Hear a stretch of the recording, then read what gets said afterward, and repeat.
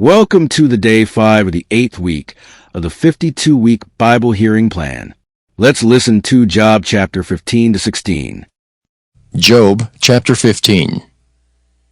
Then answered Eliphaz the Temanite, and said, Should a wise man utter vain knowledge, and fill his belly with the east wind? Should he reason with unprofitable talk, or with speeches wherewith he can do no good?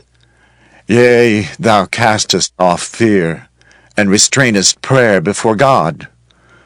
For thy mouth uttereth thine iniquity, and thou choosest the tongue of the crafty. Thine own mouth condemneth thee, and not I. Yea, thine own lips testify against thee. Art thou the first man that was born, or wast thou made before the hills? Hast thou heard the secret of God, and dost thou restrain wisdom to thyself? What knowest thou that we know not? What understandest thou which is not in us? With us are both the gray-headed and very aged men, much elder than thy father. Are the consolations of God small with thee? Is there any secret thing with thee? Why doth thine heart carry thee away? And what do thy eyes wink at, that thou turnest thy spirit against God, and lettest such words go out of thy mouth? What is man, that he should be clean, and he which is born of a woman, that he should be righteous?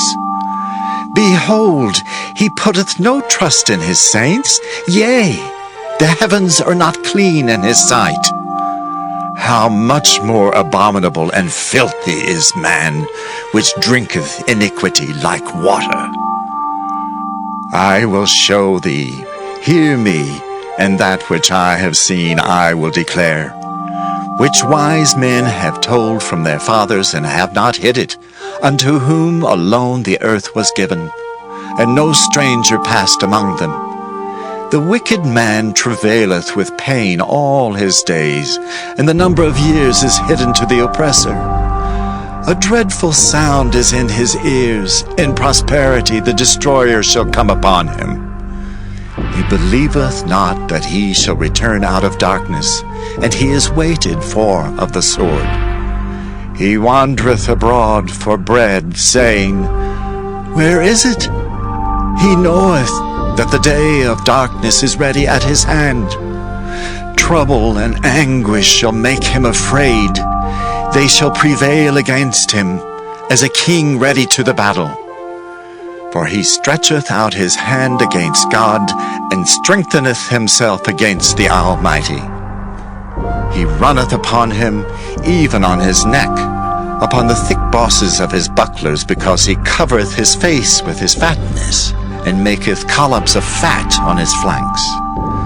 And he dwelleth in desolate cities, and in houses which no man inhabiteth, which are ready to become heaps. He shall not be rich, neither shall his substance continue, neither shall he prolong the perfection thereof upon the earth. He shall not depart out of darkness. The flames shall dry up his branches, and by the breath of his mouth shall he go away.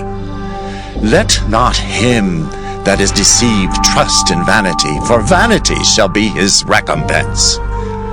It shall be accomplished before his time, and his branch shall not be green. He shall shake off his unripe grape as the vine, and shall cast off his flower as the olive. For the congregation of hypocrites shall be desolate, and fire shall consume the tabernacles of bribery. They conceive mischief, and bring forth vanity, and their belly prepareth deceit. Job chapter 16. Then Job answered and said, I have heard many such things. Miserable comforters are ye all. Shall vain words have an end? Or what emboldeneth thee that thou answerest? I also could speak as ye do. If your soul were in my soul's stead, I could heap up words against you, and shake mine head at you. But I would strengthen you with my mouth, and the moving of my lips should assuage your grief. Though I speak, my grief is not assuaged, and though I forbear, what am I eased? But now he hath made me weary, thou hast made desolate all my company, and thou hast filled me with wrinkles, which is a witness against me, and my leanness rising up in me beareth witness to my face. He teareth me in his wrath who hateth me. He gnasheth upon me with his teeth, mine enemy sharpeneth his eyes upon me. They have gaped upon me with their mouth. They have smitten me upon the cheek reproachfully. They have gathered themselves together against me. God hath delivered me to the ungodly, and turned me over into the hands of the wicked. I was at ease, but he hath broken me asunder. He hath also taken me by my neck, and shaken me to pieces, and set me up for his mark. His archers compass me round about. He cleaveth my reins asunder, and doth not spare. He poureth out my gall upon the ground. He breaketh me with breach upon breach. He runneth upon me like a giant. I have sewed sackcloth upon my skin, and defiled my horn in the dust.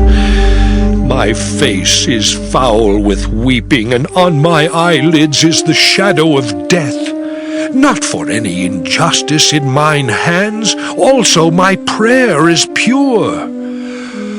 O earth, cover not thou my blood, and let my cry have no place.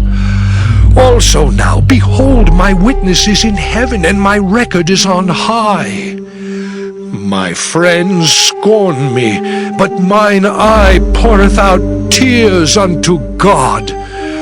Oh, that one might plead for a man with God, as a man pleadeth for his neighbor. When a few years are come, then I shall go the way whence I shall not return.